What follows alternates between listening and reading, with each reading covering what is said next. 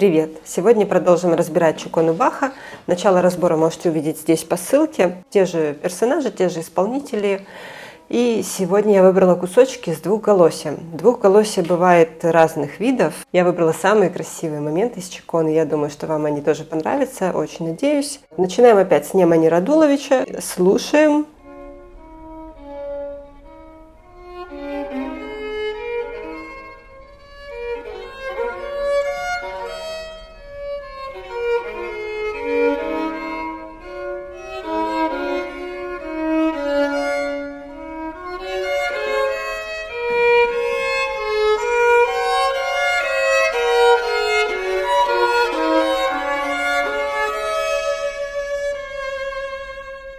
Здесь вы слышите, да, как играет он. Мелодия у него довольно четко, аккорды немножко коротко. Когда мелодия переходит вниз, тоже наверху он чуть-чуть их сокращает, аккорды.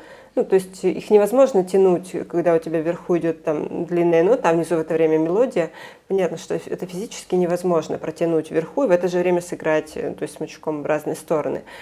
Вот. Ну, сравниваем сейчас сразу со следующей исполнительницей Мидори.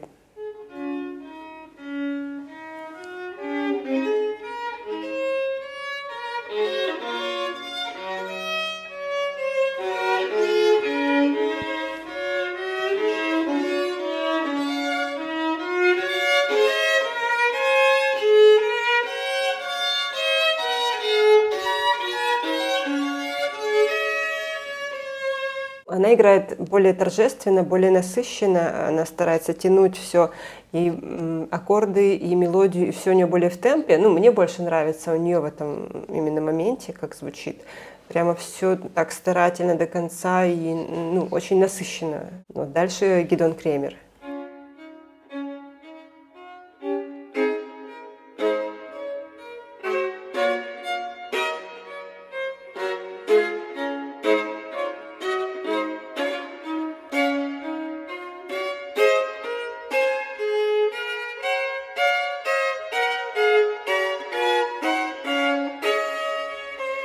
Ну, здесь как-то очень резко. Мне такое ощущение, что мне гавкают хоф.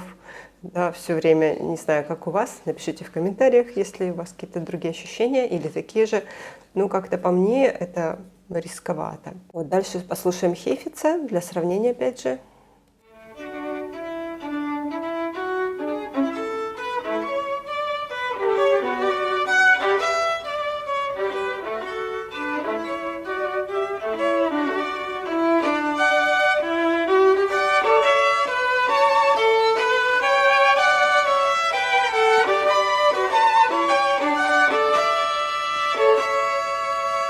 У него общий темп быстрее.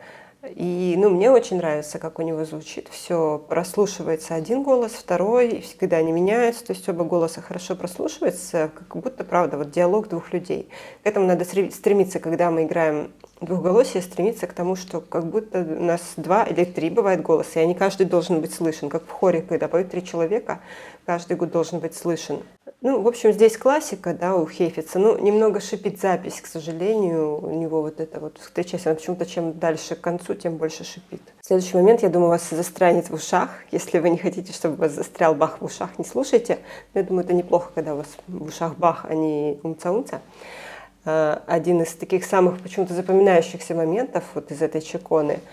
Здесь у нас мелодия идет просто как бы одним голосом, нет двойных нот, но в это же время у нас есть здесь одна мелодия та-та-та, ля-ля-ля, и все остальное фа-ре, фа-ля-ля, ля-ля-ля. Вот, Немани Радулович, слушаем.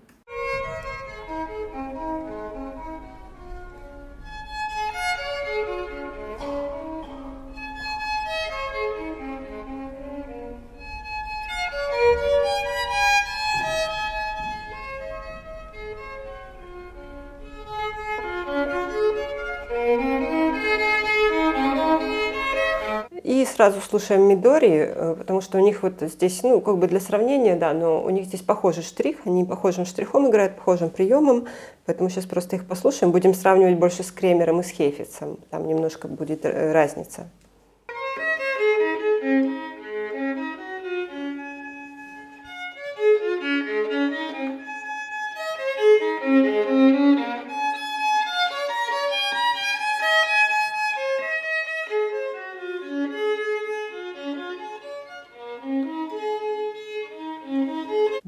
И сейчас слушаем Хефица, у него немножко другой прием.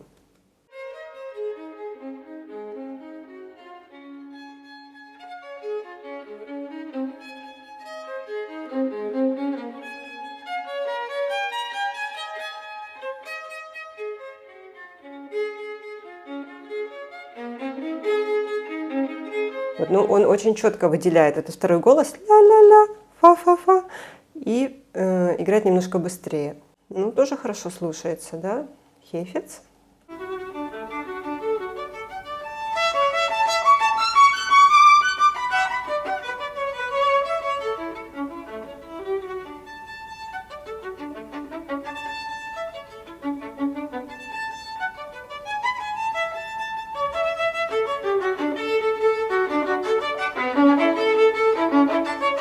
У него вообще спикато у Хефица, да, видите, совсем, и он еще быстрее играет. Ну, мне нравится помедленнее немножко, вот даже не знаю, кого из четверых здесь выбрать, кто мне больше всего нравится. Дальше просто один из самых моих любимых моментов. Здесь скрипка настолько открывается, Бах, конечно, он гений в плане того, что раскрытие скрипки, сольного потенциала, тут соло-скрипка, да, 4 струны. Но здесь он прям так написал мелодию, что она прям раскрывается, как роза, вот бутон утром раскрывается. И слушаем.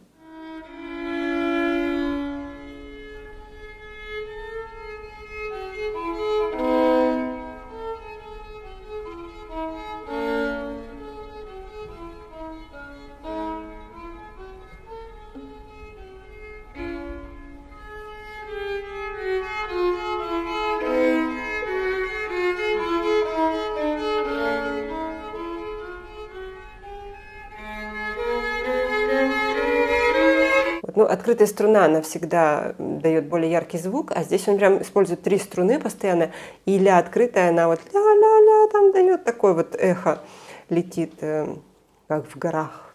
Да. То есть здесь сложно его испортить, даже если ты вообще не думаешь о голосоведении, все равно это ля-ля-ля, если ты в темпе играешь, оно будет красиво. Дальше слушаем Мидори.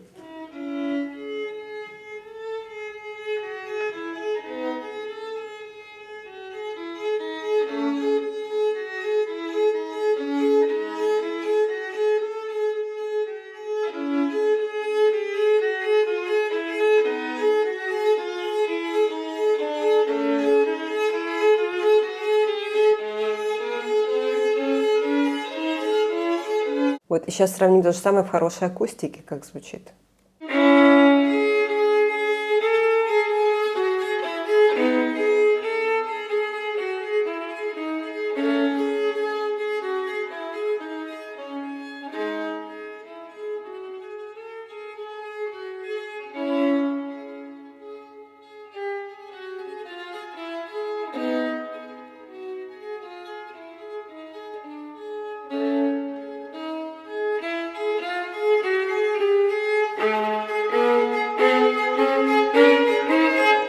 Ну, на мой взгляд, тут он слишком больно с темпом обращается, из этого теряется стержень. То.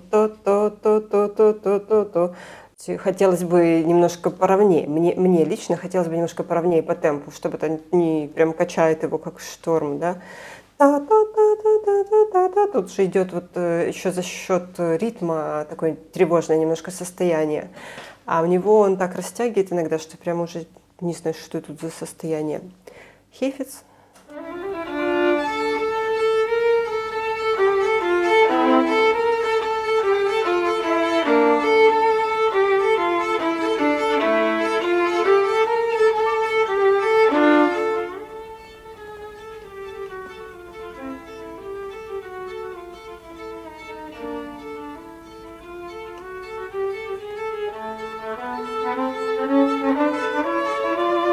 Вот он, видите, он тут придумал другой прием, он возвращается на нижнюю ноту, да, хотя тут этого не написано, у него идет вот написано ля-ля, а он ля-ля-ля, си-ля, си-до-ля, до. И акустика все-таки плохая, не летит звук, здесь глухо, не подходящий все-таки для этого произведения.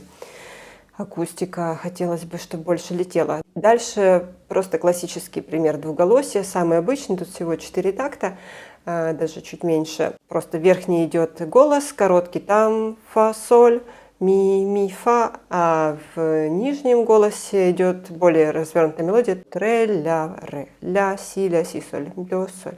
И вот надо соблюсти, как бы вверху там один человек говорит что-то менее значимое, а внизу другой человек что-то более значимое. Радулович.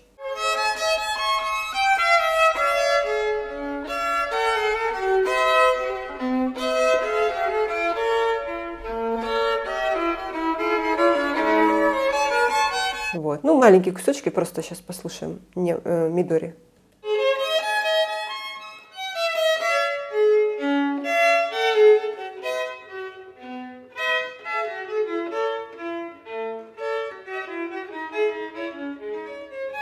Вот тут она мне очень нравится. Прямо так нежненько, тарарам, так игриво по-женски. Кремер сейчас будет хавкать.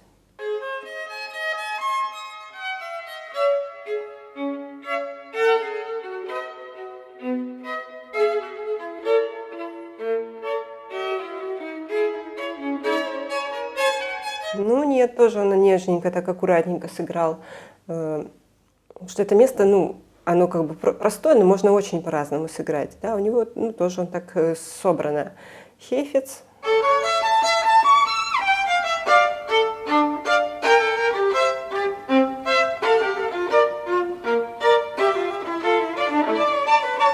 Такое ощущение, ему уже надоело, уже заканчиваю я это уже скорее в чакону, трам, быстрее. Но он часто играет в конце быстрее, он ускоряет, в принципе, он держался, уже все, давайте скорее доиграю, уже это надоело мне. И сейчас все, наверное, вам тоже уже поднадоело. Слушаем последнюю ноту. Сейчас Радулович играет, посмотрите, куда он смычком ведет.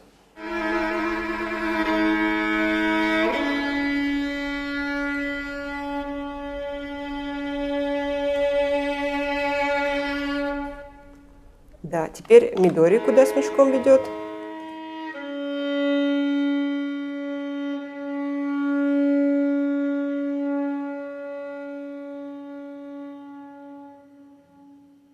Я уже на онлайн-уроках научилась видеть, по-моему, вообще в темноте, если полно, если спиной стоят, куда кто ведет смычком. Да, на урок, потому что вечно дети там, они встанут вот так вот куда-нибудь на полу, у них ноты. Она в другую сторону играет, чем он, да, то есть у нее был затакт вверх длинный, и вниз она идет, играет последнюю ноту.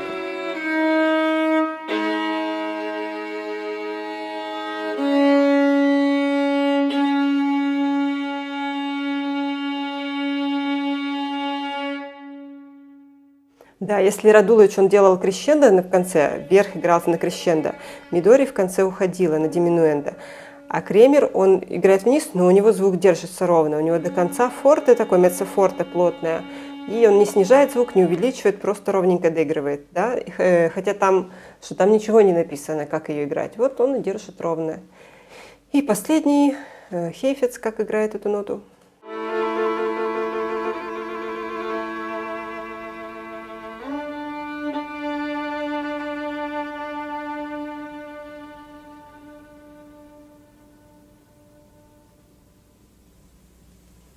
Ну, он тоже классический на уход, он уже на ре играет двойную ноту. Только Хейфец играет за тактовую ноту двойную, остальные играли, как написано, вот у нас одинарная ре, а потом на двух струнах последняя. Вот такая нота, да, у нее штиль вверх и вниз, значит, просто ведется ре открытая и на соль струне ре вторым пальцем. Ну, это для еще начинающих, я говорю. Я думаю, что тот, кто смотрит, скорее всего, уже это знают. В общем, у Хейфеца классический вариант. Да? Если вам понравился мой разбор, подписывайтесь на канал, ставьте лайки, смотрите у меня на канале, там много разборов очень попсовых классных песен. И до скорых встреч!